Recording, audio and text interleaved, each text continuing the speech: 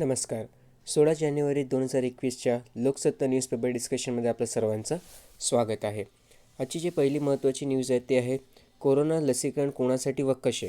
आपल्याला माहिती आहे की आजपासनं म्हणजे 16 जानेवारीपासनं लसीकरणाची जी मोहीम आहे ते केंद्र सरकार राबवणार आहे आणि त्याच्या माध्यमातून कोवॅक्सिन कोवॅक्सिन आणि कोविशिल्ड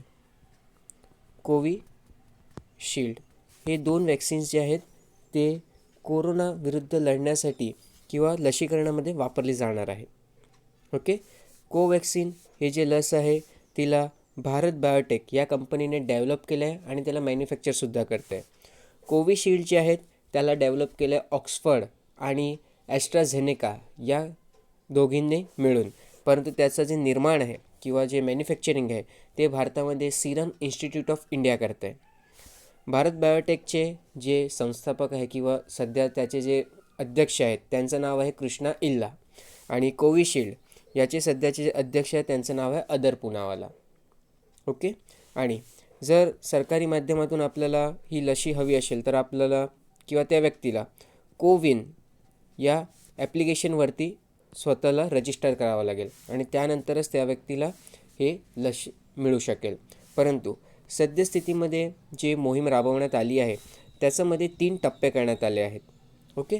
आणि पहिल्या टप्प्यात शासकीय आणि खाजगी आरोग्य संस्थांमधील अधिकारी आणि सर्व कर्मचारी, आशा, अंगणवाडी सेविका आदींचा समावेश असणार आहे आणि त्यांना प्रथम प्रायोरिटी दिली जाणार आहे लसीकरण मोहिमेत.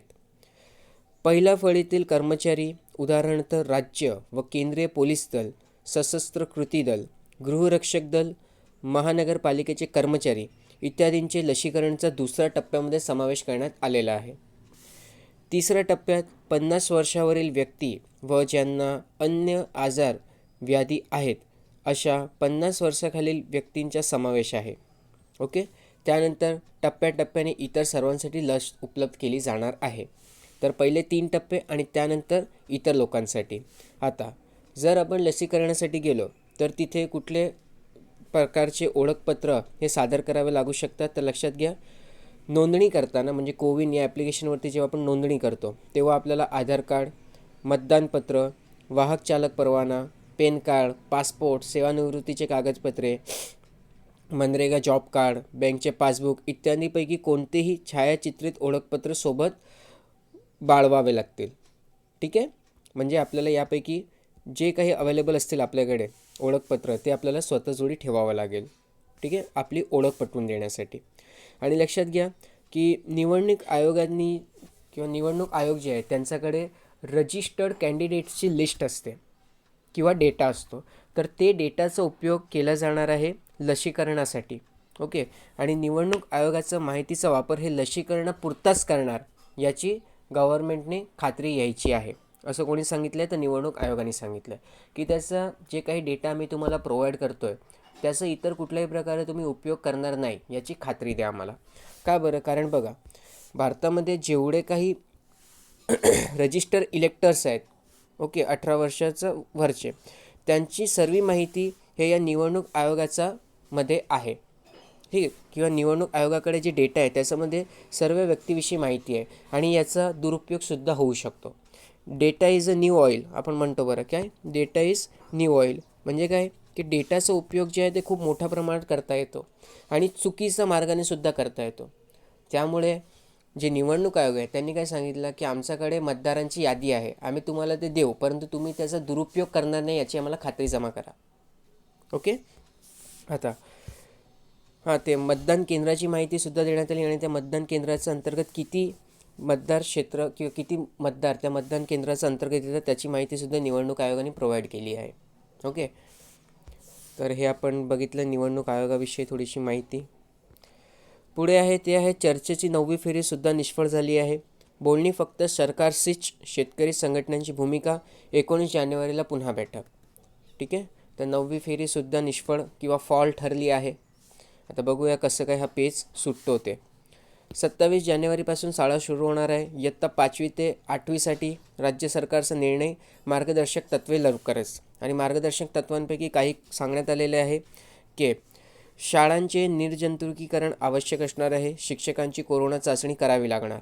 त्यानंतर आजारी विद्यार्थ्यांना शाळेत प्रवेश दिला जाणार नाही. घरातील नातेवाईक आजारी असल्यास मुलांना शाळेमध्ये पाठवले जाऊ नये.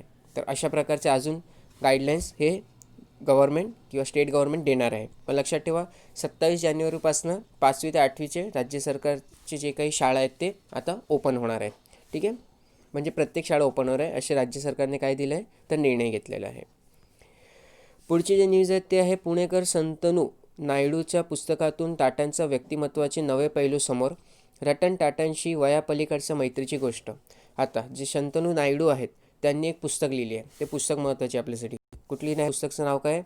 I came upon a light house. काय बरं? I came upon a light house. या पुस्तकामध्ये त्यांनी रतन टाटाजोडी त्यांची असलेली मैत्रीचं वर्णन केलेलं आहे. ओके. शंतनू नायडू यांनी मोटो पॉज या नावाचे एक काय बोलू प्राण्यांसाठी एक उपक्रम सुरू केला होता की ज्याच्या माध्यमातून जे काही स्ट्रीट डॉग असतात, ज्यांना आपण कुत्रे म्हणतो, ओके, स्ट्रीट डॉग्स जे रस्त्यावरचे भटकणारे कुत्रे असतात, त्यांचा ॲक्सिडेंट होऊन त्यांचा मृत्यू होऊ नये त्यामुळे काय केलं त्यांनी तर त्यांनी एक बेल्ट डेव्हलप केला, जे आपण गळ्याला बेल्ट घालतो ना कुत्र्यांचा ते. आणि त्या बेल्टवरती त्यांनी एक पट्ट्यांची डिझाईन केली आणि ते पट्टे असे बनवले की ते पट्टे चमकतात. काय बरं? पट्टे चमकतात. ठीक आहे, त्यांच्यावरती लाईट पडली का ते चमकणार. म्हणजे रेडियम कसं असतो की रेडियमवरती जर लाईट पडली तर तो चमकतो. तर तशा प्रकारचे पट्टे बनवले की ज्याच्या माध्यमातून एखादा सवार असेल तर त्याला तिथं कुत्रा याची जाणीव होईल आणि तो स्वतःची गती मंदावेल किंवा जे काही अपघात होते त्याच्यापासून वाचता येईल करणं. ओके. तर मोटो पॉज होता हा त्यांचा शंतनू नायडूचा प्रोजेक्ट होता आणि त्याच्यामध्ये रतन टाटाने इन्व्हेस्टमेंटसुद्धा केलं. आता हा प्रोजेक्ट का महत्त्वाचा आहे? कारण या प्रोजेक्टच्या माध्यमातूनच त्यांची आणि म्हणजे शंतनू नायडू आणि रतन टाटा यांची मैत्री झाली होती. ओके. त्यानंतर हॉपर कॉलिन्स तर्फे प्रकाशित झालेल्या शंतनूच्या पुस्तकासाठी टाटा यांनी प्रस्तावनाही लिहिली आहे. फक्त हा एक पुस्तक लक्षात ठेवा, I came upon a light house. ठीक आहे. नेक्स्ट जी न्यूज आहे ते आहेत शिवाजीराव भोसले बँकेवर ईडीचा छापा. आपल्यासाठी महत्त्वाचं काय? आपल्यासाठी महत्त्वाचं आहे एन्फोर्समेंट डिरेक्टोरेट. ओके. आता एन्फोर्समेंट डिरेक्टोरेटविषयी माहिती घ्यायचं झालं तर एन्फोर्समेंट डिरेक्टोरेट आहे त्याची स्थापना कधी झाली होती तर 1 मे 1956 रोजी. कुठे गेला? ओके. कधी झाली होती एन्फोर्समेंट डिरेक्टोरेटची स्थापना तर 1 मे 1956 रोजी. एन्फोर्समेंट डिरेक्टोरेटचं काम काय आहे तर भारतामध्ये जे काही इकॉनॉमिक लॉज आहेत, ओके, आणि इकॉनॉमिक क्राईम्स आहेत तर त्याच्यावरती लक्ष ठेवायचं काम जे आहे ते एन्फोर्समेंट डिरेक्टोरेट करते. इकॉनॉमिक लॉज जे आहे त्याच्यामध्ये कुठल्याही प्रकारचा जर घोळ केला असेल किंवा त्या कायद्यांचं उल्लंघन केलं असेल तर त्याच्या विरोधात ईडी हा कार्यवाही करायचं काम करतो. ओके. ईडी जे आहे ते डिपार्टमेंट ऑफ इकॉनॉमिक अफेअर्स याचा अंतर्गत येते. ओके, लक्षात ठेवा. ईडी जे आहे ते डिपार्टमेंट ऑफ इकॉनॉमिक अफेअर्सच्या अंतर्गत येते आणि त्याची स्थापना जी झाली होती ते 1 मे 1956 रोजी झाली होती. परंतु तेव्हा त्याचं नाव काय होतं? तेव्हा त्याचं नाव होतं एन्फोर्समेंट युनिट. परंतु कालांतराने त्याचं नाव चेंज केलं आणि काय करण्यात आलं तर एन्फोर्समेंट डिरेक्टोरेट, ज्याला आज आपण ईडी म्हणतोय. ठीक आहे. नाव कधी चेंज केलं? 1957मध्ये. सद्यस्थितीमध्ये संजय कुमार मिश्रा जे आहेत ते ईडीचे चीफ आहेत. ओके. ईडीचे चीफ कोण आहेत तर संजय कुमार मिश्रा आहे. ईडी 2 ॲक्टमध्ये लक्ष घालून काम करते, ते आहेत फेमा ॲक्ट 1999चा आणि PMLA ॲक्ट 2002चा. फेमा आहे फॉरेन एक्सचेंज मॅनेजमेंट ॲक्ट 1999 आणि PMLA आहे prevention of money laundering act 2002. Okay. या 2 ॲक्टवरती लक्ष ठेवायचं काम हा ईडी करतो किंवा या 2 ॲक्टच्या माध्यमातून जर कुठल्याही प्रकारचा गुन्हा घडला असेल तर त्याच्यावरती ईडी ॲक्शन घेतो आणि इन्व्हेस्टिगेशन करतो. ओके. मिनिस्ट्री ऑफ फिनान्स जी आहे ते त्याची पॅरेंट मिनिस्ट्री आहे. हे आपल्यासाठी महत्त्वाचं आहे. ओके. आता अजून बघून घेऊया पुढची काही न्यूज आहेत ते. पानिपतचे चित्रचरित्र आपल्यासाठी तेवढं काही महत्त्वाचं नाही. आपल्यासाठी महत्त्वाचं आहे 3 पानिपतचे बॅटलविषयी. ओके. तर पानिपतची पहिली लढाई कधी झाली होती? तारीख व्हेरी व्हेरी इम्पॉर्टंट. 21 एप्रिल 1526 रोजी. मुघल बादशाह बाबर आणि जे इब्राहिम लोदी होते त्यांचा अगेन्स्टमध्ये किंवा त्यांच्यामध्ये ही बॅटल झाली होती आणि इथे बाबरचा विजय झाला होता आणि भारतामध्ये मुघल सत्तेची स्थापना झाली होती. ठीक आहे. लोधी डिनेस्टी जी होती त्यांचे अस्तित्व संपुष्टात आलं होता या एक लढाईनंतर. दुसरी जे पानिपतची बॅटल होती ते झाली होती 5 नोव्हेंबर 1556 रोजी. ओके.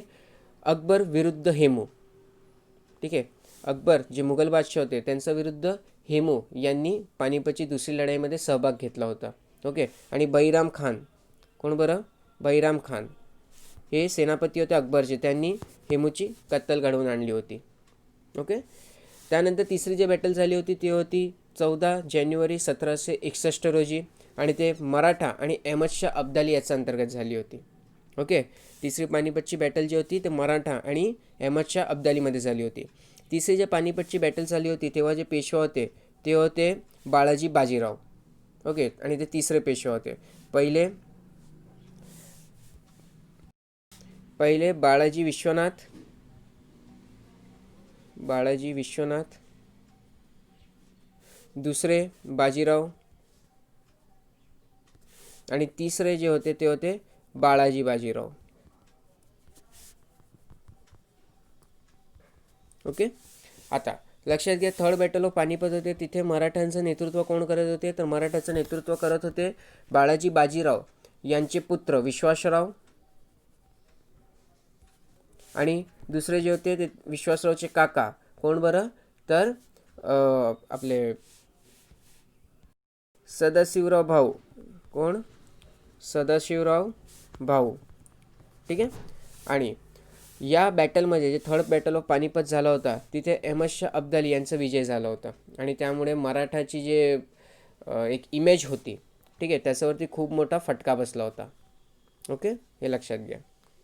आणि ते विश्वासरावांचा मृत्यू झाला होता आणि सदाशिवरावांचा सुद्धा मृत्यू झाला होता, आणि याच धक्क्यामुळे बाळाजी बाजीराव जे होते ते सुद्धा सावरू शकले नाही आणि कालांतराने त्यांचा सुद्धा मृत्यू झाला. ओके. तर आपण 3 बॅटलविषयी बघितलं. 3 बॅटलमध्ये डेट्स आहेत ते खूप इम्पॉर्टंट आहे, लक्षात ठेवा. पहिली बॅटल ते झाली होती ते 21 एप्रिल 1526 रोजी झाली होती. कोणामध्ये? तर बाबर आणि इब्राहिम लोधीमध्ये. दुसरी जी लढाई झाली होती पानिपतची ते 5 नोव्हेंबर 1556 रोजी झाली होती. कोणामध्ये? अकबर आणि हेमूचामध्ये. तिसरी जी झाली होती ते 14 जानेवारी 1761 रोजी झाली होती, मराठा आणि अहमदशाह अब्दालीच्या अंतर्गतमध्ये. Okay, very important. ठीक आहे, चला आता पुढे बघूया अजून काही न्यूज आहे. आवश्यकता नसल्यास राष्ट्रीय अन्न सुरक्षा योजनेतून बाहेर पडा. आपल्यासाठी काय महत्त्वाचं आहे? आपल्यासाठी महत्त्वाचं आहे राष्ट्रीय अन्न सुरक्षा योजना, ज्याला आपण नॅशनल फूड सिक्युरिटी ॲक्ट म्हणतो. Okay. National food security act जो आहे तो 2013 साली आला होता, हे लक्षात ठेवा, सर्वात पहिली महत्त्वाची गोष्ट. आणि 12 सप्टेंबर 2013 रोजी त्याला मान्यता देण्यात आली होती, आणि 5 जुलै 2013 रोजी त्याला मान्यता देण्यात आली होती. एक मिनिट. 12 सप्टेंबर 2013 रोजी त्याला मान्यता देण्यात आली होती, परंतु तो इम्प्लिमेंट जो आहे तो रेट्रोस्पेक्टिव्हली झाला. म्हणजे काय? 5 जुलै 2013 पासून त्याचं इम्प्लिमेंटेशन करण्यात आलं होतं. ठीक आहे. मान्यता 12 सप्टेंबर 2013ला देण्यात आली होती, परंतु त्याला इम्प्लिमेंट करण्यात आला होता ते 5 जुलै 2013 पासून. ठीक आहे. जसं आपण PM किसान स्कीम बघितली होती, 1 फेब्रुवारी 2019 पासून त्याला इम्प्लिमेंट करण्यात आला होता, परंतु त्याचं रेट्रोस्पेक्टिव्हली त्याला म्हणजे 1 फेब्रुवारी 2019 रोजी त्याला मान्यता देण्यात आली, परंतु त्याला आपला रेट्रोस्पेक्टिव्हली इम्प्लिमेंट करण्यात आला होता. म्हणजे काय? तर 1 डिसेंबर 2018 पासून त्याला इम्प्लिमेंट करण्यात आला होता. ओके. अशाच प्रकारे नॅशनल फूड सिक्युरिटी ॲक्ट जोडी पण आहे की त्याला 12 सप्टेंबर 2013 रोजी मान्यता भेटली, परंतु त्याला 5 जुलै 2013 पासून इम्प्लिमेंट करण्यात आला. ओके. आता नॅशनल फूड सिक्युरिटी ॲक्टच्या माध्यमातून आपण आपलं जे सस्टेनेबल डेव्हलपमेंट गोल आहे त्याचं दुसरं, ठीक आहे, सेकंड गोल जो आहे तो नो हंगर. ठीक आहे. पहिला कुठला आहे? झिरो पॉवर्टी, आणि दुसरा काय आहे? No hunger. तर हा जो दुसरा गोल आहे ते आपण अचीव करू शकणार आहोत या स्कीमच्या माध्यमातून. ओके. आता या स्कीमचा अंतर्गत जे आपलं नॅशनल फूड सिक्युरिटी ॲक्ट आहे, या ॲक्टच्या अंतर्गत mid day meal scheme, public distribution scheme आणि इंटिग्रेटेड चाइल्ड डेव्हलपमेंट सर्व्हिसेस या तिन्ही प्रोग्रामना या ॲक्टच्या अंतर्गत आणण्यात आलेलं आहे. ठीक आहे. कुठलं मिड डे मील स्कीम आहे, पब्लिक डिस्ट्रीब्युशन सिस्टम आहे, आणि इंटिग्रेटेड चाइल्ड डेव्हलपमेंट सर्व्हिसेस आहेत, ज्याला आपण ICDS म्हणतो. ओके. हा जो ॲक्ट आहे तो प्रत्येक राज्य आणि युनियन टेरिटरीमध्ये इम्प्लिमेंट करण्यात आलेला आहे. ओके. आणि याच्यामध्ये बेनिफिशियरी जे कोणाला बेनिफिट होणार आहे त्यांची आपल्याला माहिती घेण्यासाठी आपण 2011-12चा NSSOचा सर्वे जो आहे त्याचा डेटाचा उपयोग केलेला आहे. ठीक आहे. बेनिफिशियरींचा शोध घेण्यासाठी आपण 2011-12चा NSSOचा जो डेटा आहे त्याला उपयोगात आणलेला आहे. या ॲक्टच्या माध्यमातून आपण 75% रुरल पॉप्युलेशन आणि 50% अर्बन पॉप्युलेशनला टॅकल करणार आहोत.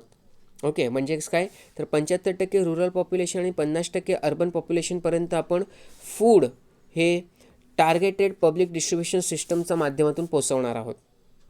ओके, आणि जर ओव्हरऑल बघितलं तर आपण भारताची 2/3 पॉप्युलेशन जे आहे, ठीक आहे, 2/3 लोकसंख्या जी आहे ते या फूड सिक्युरिटी ॲक्टच्या अंतर्गत येते.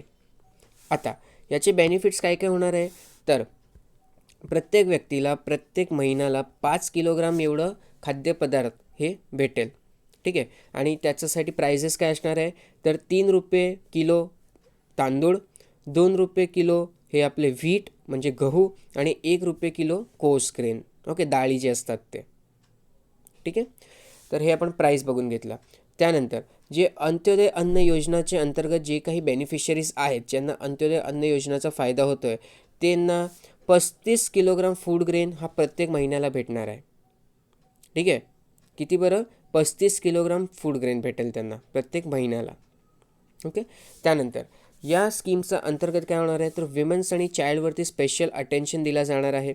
ओके, आणि प्रेग्नंट आणि लॅक्टेटिंग जे मदर असतात म्हणजे जे दूध पाजतात स्वतःचं मुलाला, मग तशी जे काही मदर्स आहेत त्यांना ICDS स्कीमच्या माध्यमातून बेनिफिट होणार आहे आणि त्यांना न्यूट्रिशन मील्स भेटावं याची खातरदारी घेतली जाणार आहे या ॲक्टच्या माध्यमातून.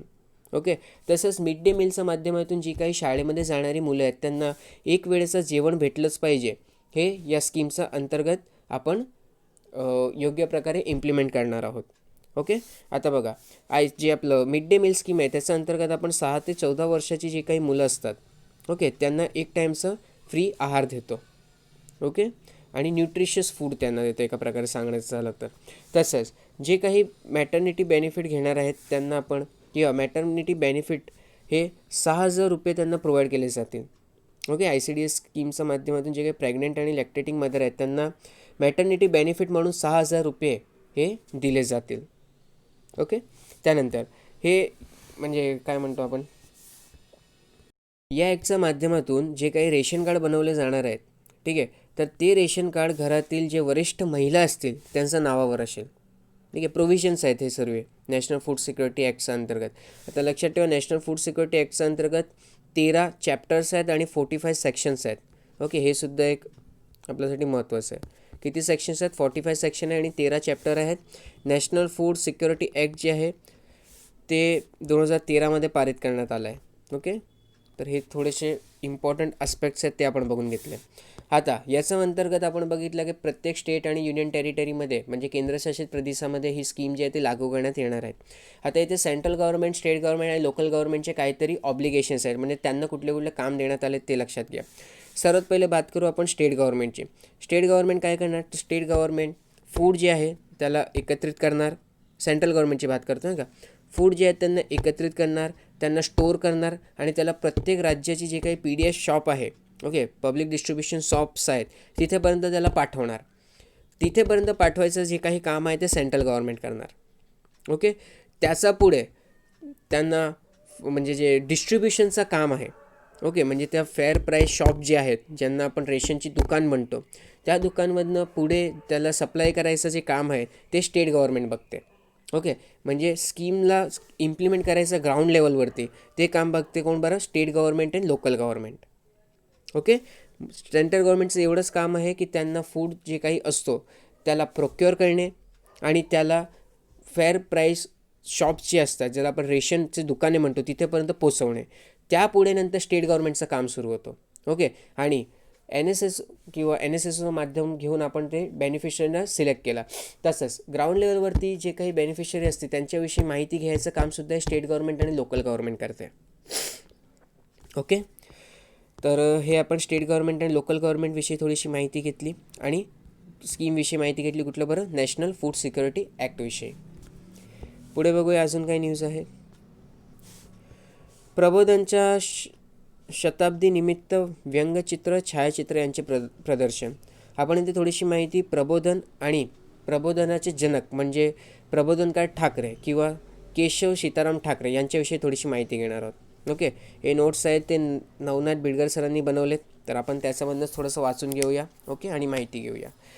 तर प्रबोधनकार ठाकरे यांचा जन्म 17 सप्टेंबर 1885 रोजी पनवेल या जिल्ह्यामध्ये झाला होता, म्हणजे रायगड जिल्ह्यातील पनवेल येथे झाला होता, आणि ते कायस्थ प्रभू या कुटुंबामध्ये जन्माला आले होते.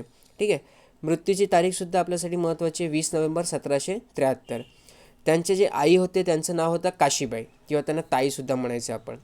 प्रबोधनकार ठाकरे यांनी मराठी पत्रकार, समाजसुधारक, वक्ते, संयुक्त महाराष्ट्र चळवळीचे पुढारी, इतिहास संशोधनात त्यांनी काम केलं आहे, आणि ब्राह्मोत्तर चळवळमध्ये सुद्धा त्यांनी भाग घेतला आहे.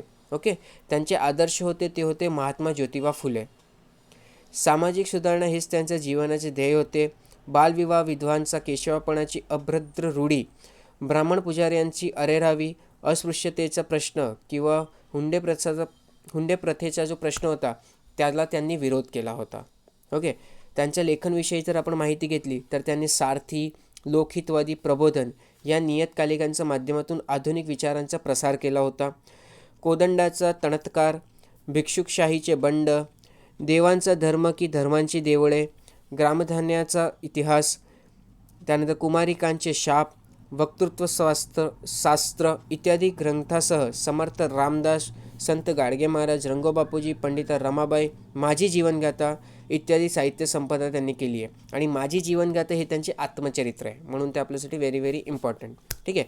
त्यांनी खरा ब्राह्मण व टाकलेली पोरं ही 2 नाटक समाज सुधारण्यासाठी लिहिली होती, आणि ते क्रांतिकारकसुद्धा ठरली होती. ओके. तत्वविवेचक या छापखान्यात 1908 मुद्रित शोधक नात्याने ठाकरेंना प्रथम संबंध जोडाला. ओके, कुठलं बरं? तत्वविवेचन किंवा तत्वविवेचक हे पहिलाच छापखाना होता, जिथे सीताराम ठाकरे आपलं केशव सीताराम ठाकरे यांनी पहिल्यांदा काम केलं होतं. त्यांनी इंदुप्रकाश या पत्रात लेखन केलं आहे. ठाण्याचा जगत समाचारमध्ये पण त्यांनी लेखन करत होते. ते जळगाव येथून ठाकरेंनी सारथी हे मासिक सुरू केले. Very very important. काय बरं?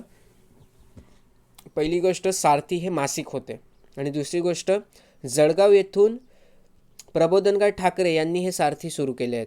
ठीक आहे. सार्वजनिक बांधकाम विभागात काही काळ नोकरी केली. 16 ऑक्टोबर 1921 प्रबोधन पत्राचा पहिला अंक प्रसिद्ध झाला. Very important. कधी पहिल्यांदा अंक प्रसिद्ध झाला? तर 16 ऑक्टोबर 1921 रोजी. सामाजिक सुधारणांना प्रबोधन हे प्राधान्य दिले. प्राध्यापक गो. वि. भाटे, गोपाळराव देवधर, गोम चिपळूणकर, भाऊराव पाटील इत्यादी त्यांचे हे मित्र होते, किंवा त्यांना मदतनीस होते करणं. ओके, आता हे इम्पॉर्टंट आहे, लक्षात घ्या की प्रबोधन हे पाक्षिक चालू करताना त्यांचा पुढे जे आपले गोपाळ गणेश आगरकर आहेत त्यांचे सुधारक यांचे आदर्श होते. ओके, प्रश्न विचारला जाऊ शकतो की प्रबोधन सुरू करताना कोणाचे आदर्श घेण्यात आले होते? तर ते सुधारक होते. कोणाचे? गोपाळ गणेश आगरकर यांचे. ओके, आता इथे त्यांची थोडीशी वाड्मयविषयी माहिती दिली गेली आहे. ओके, तर ते सुद्धा आपण बघून घेऊया. पहिलं आहे ते आहे उठ मराठ्या उठ, त्यानंतर कुमारिकांचे शाप, कोदंडाचे टणत्कार. ते बघा इथे डेट्स आहेत ते लक्षात ठेवा. 17 नोव्हेंबर 1918 रोजी. ओके, त्यानंतर आहे खरा ब्राह्मण, संगीत विधिनिषेध, टाकलेले पोर, संगीत सीतासुद्धी 1909 त्यानंतर छत्रपती प्रतापसिंग आणि रंगोबापूजी, भिक्षुकशाहीचे बंड, ग्रामण्याचा साध्यंत इतिहास, त्यानंतर दगलबाज शिवाजी, देवळाचा धर्म व धर्माची देवळे, देवांची परिषद, त्यानंतर शनी महात्म्य, शेतकऱ्यांचे स्वराज्य, माझी जीवनगाथा, पावनखिंडीचा पोवळा, पोटाचे बंड, शिवाजीचा वनवास, हिंदवी स्वराज्याचा खून, बावला मुमताज प्रकरण, त्यानंतर जुन्या आठवणी, आई थोर तुझे उपकार, शिवजन्मतिथीचा वाद, शिवसेना कशासाठी, सत्यशोधक भाऊराव पाटील, निवडणूक बातमीदार, अखेरचे भाषण. तर हे सर्व त्यांची वाड्मय आहेत. इथे अजून एक महत्त्वाची गोष्ट म्हणजे जेव्हा शास्त्रज जगद्गुरूचे पीठ शाहू महाराज यांनी निर्माण केले त्यावेळी ठाकरे यांनी मानसिक दास्यविरुद्ध बंड या किंवा अशा टीकात्मक लेख लिहिला, आणि त्याच्यामध्ये त्यांनी सांगितलं की मठ आला की महाधिपती आले, की संप्रदाय सुरू झाला आणि तिथे गुलामगिरी आलीच म्हणून. ओके, त्यानंतर परप्रांतीयांचा विरोध करण्यात आला होता प्रबोधनमध्ये 1922मध्ये. ओके.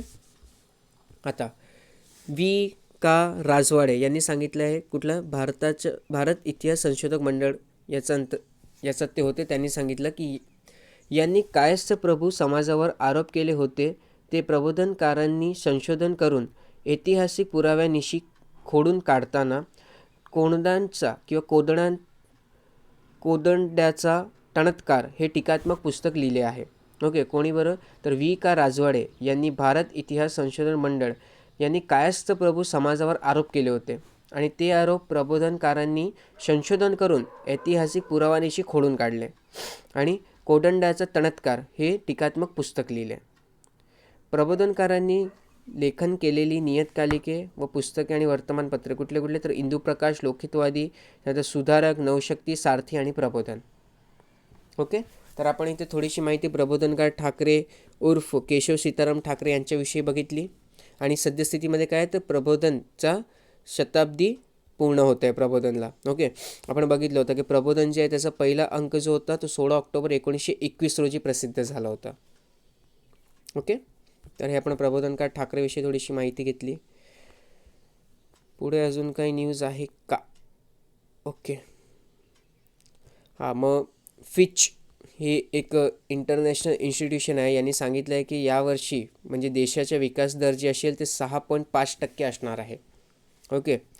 फिच जे आहे त्यांनी सांगितलं आहे की अर्थव्यवस्थेचा जो दर असणार आहे ते 6.5% एवढा असणार आहे. भाकीत केलं आहे त्यांनी या वर्षासाठी आपलं GDP रेट.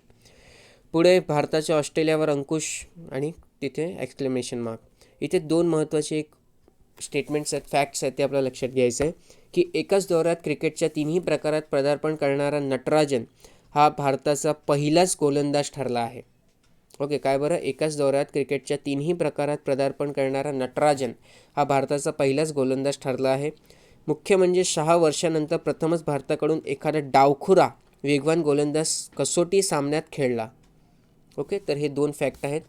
दुसरं इथे आहे की भारताकडून या मालिकेत एकूण 5 खेळाडूंनी गिल, सिराज, सैनी, सुंदर, नटराजन कसोटीत पदार्पण केले. यापूर्वी 1996मध्ये इंग्लंडविरुद्ध कसोटी मालिकेत भारताचे एकूण 6 खेळाडूंनी कसोटी कारकिर्दीचा प्रारंभ केला होता.